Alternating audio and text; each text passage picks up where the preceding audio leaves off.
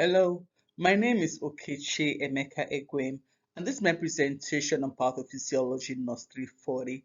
I picked the topic myocardial infarction, also called a heart attack. I picked this because I work in the progressive care unit in my hospital, and many patients come in with this condition. MI is a very serious condition, and it's one of the leading causes of deaths in the United States, with more than 1 million deaths annually. And it's a condition that happens when the blood flow to the heart muscles is abruptly cut off, causing tissue damage. The main risks of MI are high blood pressure, high cholesterol, cigarette smoking. High blood pressure is when the pressure in the artery and other blood vessels is so high that the heart has to work really hard to be able to overcome that pressure. High blood cholesterol is fat that builds up in the walls of the artery, including the arteries of the heart, and it narrows those arteries and makes the heart have to work a lot harder to be able to pass blood through the arteries because they are now narrowed. Cigarette smoking on its own part damages the heart vessels. So when the heart vessels are damaged or they are weaker, then it's the heart has to work more, and that's what causes this myocardial infarction. To diagnose an MI, when patients come to the hospital and we think they have an MI, the first thing we do is the EKG. This is records electrical activities, electrical signals as they go through the heart. So where there's a damage, the signals will show, maybe there'll be a jump or something. So the signals will show that, okay, this part, the ventricle, the artery, the left, the right, it shows you where the issue is, the issue in the myocardium is. Another thing that we do is the blood tests. So once there's a damage to the heart releases some cardiac markers into the system like troponins. So when you do the test, we check the troponin levels to see if there's been how much there's in there. We also do echocardiograms, so that will show the flow. It's like an X-ray, an ultrasound that will show the flow of blood through the valves and through the arteries. Again, when the cardiologist thinks that this is a serious matter, they take them to the cath lab and they do the coronary catheterization, and that checks. It's like a tube is passed through usually through the femoral artery, and is directed to the heart to see if there are any clots. One good thing about catheterization is it's not just diagnostic; it can also be used to treat the condition. There's several manifestations of MIs, and they're right here on the right where I put a picture. But the chest pain is one that people usually come in with. Let's say it feels like there's pressure on their chest, and the pain moves from the left arm and moves to the neck, and all of that. And that's usually because the heart muscle is not receiving enough blood or oxygen, and that's what causes that pain in the chest.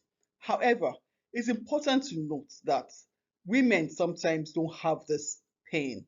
I recall a particular female that came in to the hospital, and she said she was just so tired. She was unusually tired. She was barely able to lift her hand. And when they ran the test, she had actually suffered a heart attack.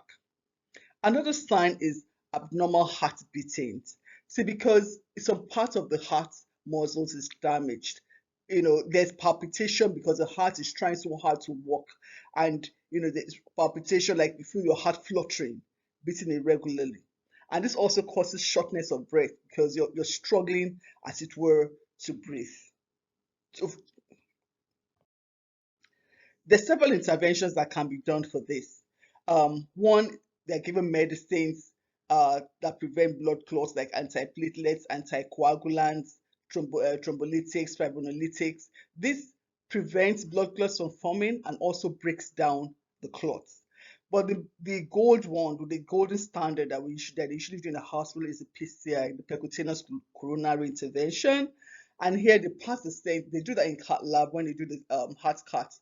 So they kind of put a stent through those um, through the arteries, and usually they also put some medications that prevents the clots from forming again. Sometimes they have to do a CABG, which is coronary artery bypass graft surgery.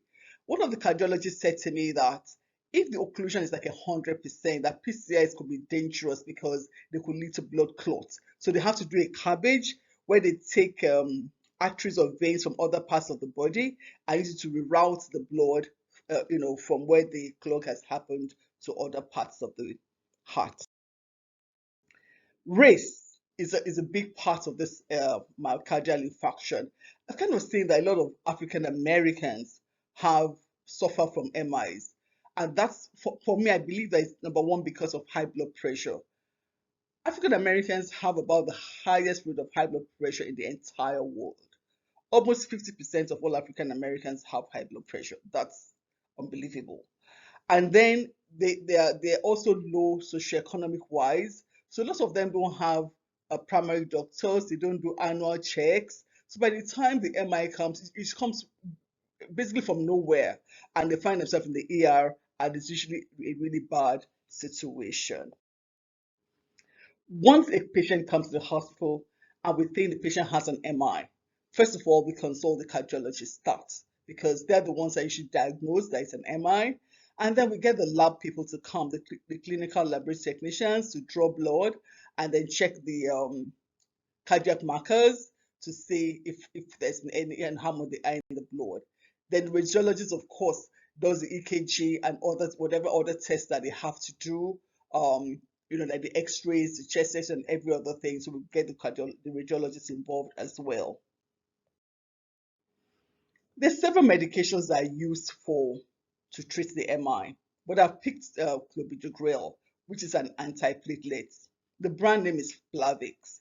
So it works by preventing the platelets from sticking together. So it permits easy flow of blood through the narrowed uh, arteries. So while you're working on getting the plug, the arteries to kind of open up, you thin up the blood for easier flow.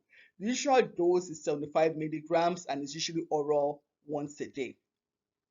We teach the patient to take this as prescribed by the doctor and to take it even if they feel better. Because sometimes the patients will think that they feel better and they will stop taking it. So you have to educate them to take it even if they feel well to prevent the risk of heart attack or a stroke.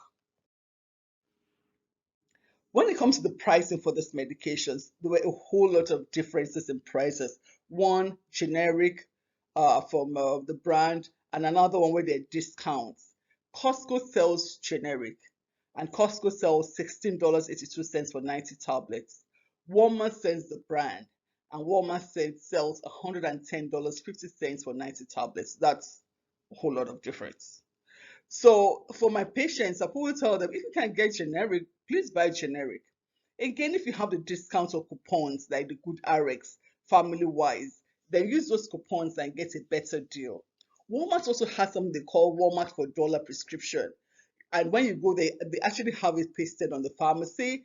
There's some ailments where you don't even really need a prescription for. If you sign up for the Walmart for dollar prescription, it kind of comes at a lower cost. And for the Walmart for dollar prescription, you get it $60 for 90 cents. But it's a specific brand of clopidogrel that they use for that.